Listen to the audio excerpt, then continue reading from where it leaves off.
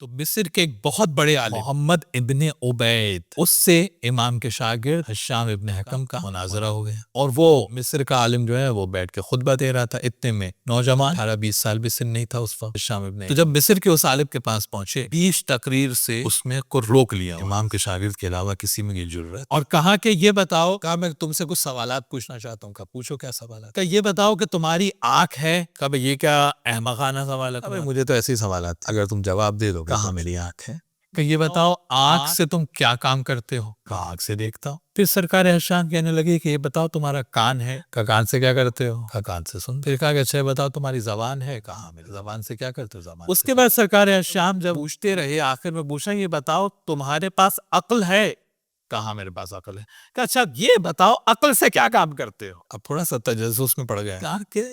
جب میرے اعضاء و جوارح میں اختلاف ہوتا ہے، کہ مثال کے طور پر آنکھ کہہ رہی ہے کہ یہ دیکھو اور اسی وقت کان کہہ رہا ہے کہ بھئی یہ مت دیکھو یہ سنو، اپنی عقل سے فیصلہ کرتا ہوں کہ مجھے کیا دیکھنا چاہیے اور کیا نہیں دیکھنا چاہیے، وہ مصری عالم کہا میں اپنے عقل سے اپنے اعضاء و جوارح کو چلاتا ہوں، میری عقل حاکم ہے میرے تمام حواس خمسہ اور اعضاء و جوارح پر، کہ میری عقل حکم دیتی ہے آپ کو کہ کیا کرنا ہے، میری عقل حکم دیتی ہے کان کو کہ کیا سننا ہے، بس ایک مرتبہ شام نے روک لیا، کہا اس کا معنی ہے تمہاری عقل جو ہے وہ تمہارے جسم کا امام ہے جو جسم کو حکم کرتی ہے، اگر یہی عقل نہ ہوتی تو تمہارے جسم کے اعضاء و جوارح کو کیسے پتا چلتا کہ کیا دیکھنا ہے، کیا سننا ہے، کیا کھانا ہے، کب کیا انجام دینا ہے، تمام اعضاء و جوارح میں اختلاف پیدا ہوتا اور جسم ٹوٹ پھوٹ اور اختلاف کا شکار ہو جاتا، اسی لیے اللہ نے تمہارے جسم میں ایک امام رکھا ہے اور اس امام کو عقل کہتے ہیں۔ اب سرکار ہشام ابن حکم کہتے ہیں